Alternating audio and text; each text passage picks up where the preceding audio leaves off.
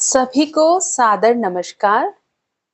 वैशेषिक दर्शन की भौतिकी पाठ्यक्रम के तृतीय मॉड्यूल के दूसरे भाग में आप सभी का हार्दिक स्वागत एवं अभिनंदन।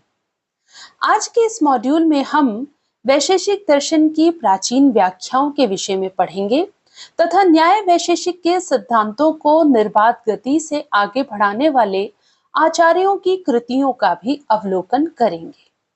तो आइए प्रारंभ करते हैं। वैशेषिक सूत्र की प्राचीन व्याख्याएं कभी नितांत प्रख्यात थी, यद्यपि आजकल वे विस्मृति के गर्त में पड़ी हुई हैं। प्राचीन वृत्तियों में भारद्वाज वृत्ति का उल्लेख यत्र तत्र मिलता है, परंतु यह ग्रंथ आज उपलब्ध नहीं है। गंगाधर कविरत्न रचित भारद्वाज वृत्ति भाष्य का नाम अवश्य ही संशय उत्पन्न करता है कि यह किसी भारद्वाज वृत्ति का भाष्य है, परंतु यह एक स्वतंत्र निबंध बतलाया जाता है। बड़ौदा से प्रकाशित चंद्रानंद वृत्ति अवश्य में भी वृत्ति ग्रंथ ही है, जो उसके संपादक के अनुसार 700 ईस्वी के आसपास की रचना है। दरभंगा से प्रकाशित अज्ञात कर्तिक वृत्ति इस वृत्ति की अपेक्षा अवांतरकालीन है, क्योंकि इसमें उदयन तथा वादीवादींद्र के मतों का उल्लेख मिलता है। इन दोनों में मिथिलावासी उदयनाचार्य का समय 10वीं शताब्दी है और दक्षिण भारतीय न्यायिक वादेंद्र का समय 900 ईस्वी से 1100 ईस्वी के मध्य में है। इन दोनों के निर्देश के कारण इस वृत्ति का काल द्वादश या त्रयोदशीय शताब्दी मानना उचित प्रतीत होता है। कथमपि ये दोनों वृत्तियां शंकर मिश्र के प्रसिद्ध उपस्कार से निस्संदेह प्राचीनतर हैं।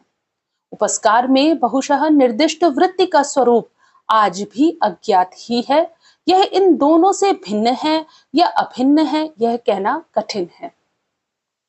आत्रेय को वैशेषिक सूत्रों का भाष्यकार बताया गया है और जैन दार्शनिकों ने इनका निर्देश अनेकत्र किया है, परंतु सांप्रदायिक ग्रंथों में अज्ञात कर्तृक वृत्ति में आत्रेय की व्याख्या का अनेक स्थलों पर उल्लेख उपलब्ध है।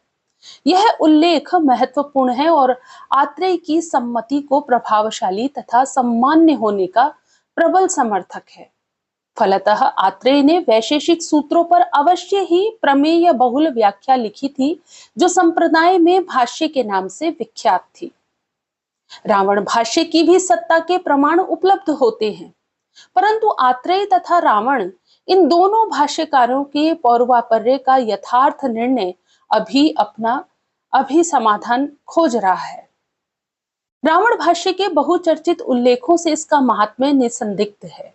प्रारंभ में ही न्याय एवं वैशेषिक प्रणालियां घनिष्ठ रूप से जुड़ी हुई हैं, इसलिए इन दोनों को कभी कभी समान तंत्र भी कहा जाता है।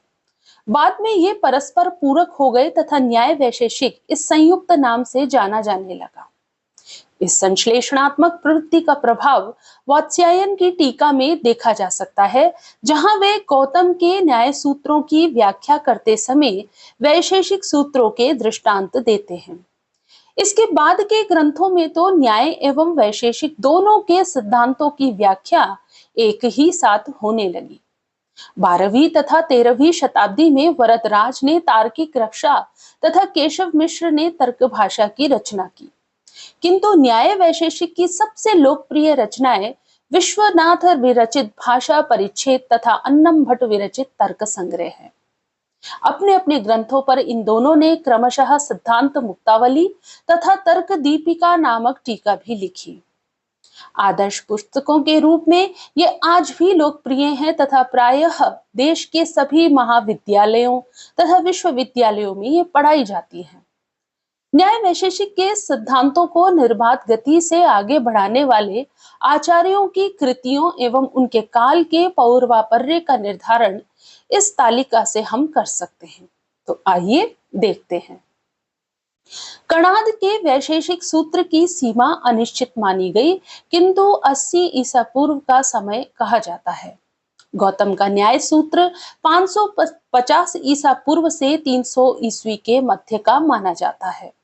वात्स्यायन के न्याय भाष्य का समय 300 ईस्वी का माना गया तथा प्रशस्तपाद के पदार्थ धर्म संग्रह का काल चतुर्थ शताब्दी ईस्वी का है। उद्योतकर का न्याय वार्तिक 600 ईस्वी से 635 ईस्वी के मध्य का माना गया है। वहीं वाचस्पति मिश्र की न्याय वार्तिक 840 ईस्वी और तात्पर्य टीका 900 से 980 ईस्वी के मध्य की मानी गई है। जयंत भट्ट की न्याय मंजरी का काल 840 से 900 ईस्वी के मध्य का माना गया है। भास्करविज्ञ का न्यायसार तथा न्यायभूषण का काल 10वीं शती का प्रारंभ माना जाता है। श्रीधराचार्य की न्याय कंदली का काल 991 ईस्वी का माना गया तथा शिवादित्य की सप्तपदार्थी लक्षणमाला का समय 1100 से 1150 ईस्वी के मध्य का माना गया। वहीं उदयनाचार्य की किरणावली लक्षणावली न्याय कुसुमांजलि आत्म तत्व विवेक का समय 984 ईस्वी का माना गया। वल्लभाचार्य की न्याय लीलावती 1100 से 1150 ईस्वी की है तथा गंगेशो उपाध्याय की तत्व चिंतामणि 1200 ईस्वी की रचना है। केशव मिश्र की तर्क भाषा 1225 से 1275 की मानी गई और शंकर मिश्र का उपस्कार भाष्य कणाद रहस्य 1443 ईस्वी का माना गया। वहीं रघुनाथ शिरोमणि का पदार्थ तत्व निरूपणम 1477 से 1557 का तथा जगदीश मिश्र की सूक्ति टीका एवं तर्कामृत 601 ईस्वी से पूर्व की रचना है। विश्वनाथ की भाषा परिच्छेद न्याय सिद्धांत मुक्तावली 1634 ईस्वी की मानी गई तथा लौगाक्षी भास्कर की तर्क कौमुदी 17वीं शताब्दी की रचना है। अन्नम भट्ट का तर्क संग्रह एवं तर्क दीपिका 1625 से 1700 ईस्वी का माना जाता है। वहीं वेणी दत्त का पदार्थ मंडनम 18वीं शताब्दी की कृति है। तो इस प्रकार 600 ईस्वी पूर्व से लेकर तक 1700 तक सुदीर्घ ऐतिहासिक परंपरा में कई ग्रंथों की रचनाएं होती रही, किंतु विदेशियों के निरंतर आक्रमण और शासन के कारण यहाँ के विद्वानों की रचनाएं दुष्प्राप्य होने लगी। यदि रचना हुई भी हो तो संप्रति वे ग्रंथ आज प्रकाश में नहीं है। तदनंतर विचारात्मक, आलोचनात्मक तथा समन्वयात्मक ग्रंथों की रचना प्रकाश में आई। इस तत्व मीमांसीय परंपरा को अपने विचारों से पुष्पित एवं पल्लवित करने वाले कई भारतीय एवं पाश्चात्य विद्वान हुए, जैसे बी फेडिकन। इन्होंने द वैशेषिक सिस्टम नामक पुस्तक की रचना की, जिसमें वैशेषिक दर्शन के ऐतिहासिक पक्षों के विवरण के साथ दर्शन के सभी मूल तत्वों का स्पर्श किया गया। उमेश मिश्र इनकी रचना conception of matter according to Nyaya Vaisheshika में द्रव्य सिद्धांत पर महत्वपूर्ण प्रकाश डाला गया। इसमें द्रव्यों का वर्गीकरण, उनकी नित्यता अनित्यता का सौधारण तार्किक विवेचन प्रस्तुत किया गया। इसी प्रकार प्रोफेसर सदानंद भादुड़ी, इनके विवेचन का विषय भी द्रव्य है, जो उक्त ग्रंथ की अपेक्षा आलोचनात्मक अधिक है। इनके ग्रंथ का नाम स्टडीज इन न्याय वैशेषिक मेटाफिजिक्स है। इसी प्रकार प्रोफेसर आर द्रविड़ ने the problems of universal in Indian philosophy में सामान्य पदार्थ के विषय में विमर्श किया है, जबकि डॉक्टर कालिदास भट्टाचार्य ने conception of relation and negation in Indian philosophy में संबंध एवं निषेध के स्वरूप को प्रकाशित किया है। न्याय वैशेषिक संप्रदाय की ही तत्व मीमांसा के क्रम में डॉक्टर धर्मेंद्र नाथ शास्त्री ने भी महत्वपूर्ण प्रयास किए हैं, किंतु इनकी पुस्तकों में बौद्धों की आलोचना अधिक की गई है। उनके तर्कों के साथ उलझे रहना ही इसका प्रमुख लक्ष्य है। डॉक्टर हर्ष नारायण के अर्ली न्याय वैशेषिक कैटेगोरियोलॉजी में पदार्थों की विकास प्रक्रिया का विश्लेषण किया गया है। इस विश्लेषण में मूल तत्व मीमांसा अप्रभावित सी ही है। इसके अतिरिक्त हिंदी के भी कुछ आलोचनात्मक ग्रंथ प्राप्त होते हैं, जैसे प्रोफेसर हरिमोहन झा ने अपनी पुस्तक वैशेषिक दर्शन एक परिचय में वैशेषिक दर्शन का अत्यंत सरल रीति से विवेचन किया है। प्रारंभिक स्तर के छात्रों की दृष्टि से भाषा सुलझी हुई रखी गई है। इसमें वैशेषिक सूत्र, तर्क संग्रह आदि प्रारंभिक ग्रंथों का आश्रय लिया गया है। प्रोफेसर आनंद झा, इन्होंने पदार्थ शास्त्र नामक वैशेषिक ग्रंथ की रचना की है, जिसमें पदार्थ विषयक उद्धृत विचारों का संकलन एवं विवेचन किया गया है। प्रथम पदार्थ द्रव्य का सांगोपांग विवेचन के साथ साथ दार्शनिक एवं वैज्ञानिक समस्याएं भी इसमें उठाई गई हैं। ब्रह्ममित्र अवस्थी, इनकी रचना का नाम है भारतीय न्यायशास्त्र एक अध्ययन। इस पुस्तक में न्याय तथा वैशेषिक के सिद्धांतों को विविध आचार्यों की मान्यता के साथ एक सूत्र में निबद्ध करने का प्रयत्न किया गया है। यथास्थान अन्य भारतीय तथा पाश्चात्य दर्शनों के साथ यथासंभव तुलनात्मक समीक्षा भी की गई है। श्री नारायण मिश्र, इन्होंने अपनी रचना वैशेषिक दर्शन एक अध्ययन में सभी पक्षों का स्पर्श किया है। इन्होंने पदे पदे पूर्व पक्षों का बहुत अच्छे से समाधान प्रस्तुत किया है। विद्वत्तापूर्ण एवं मौलिक इस कृति के विषय में इतना अवश्य कहा जा सकता है कि यह हिंदी में एकमात्र प्रामाणिक ग्रंथ है। बद्रीनाथ सिंह, जिनकी पुस्तक का नाम वैशेषिक दर्शन परंपरा में ही एक पुस्तक है, वैशेषिक दर्शन तुलनात्मक अध्ययन, प्राप्त होता है।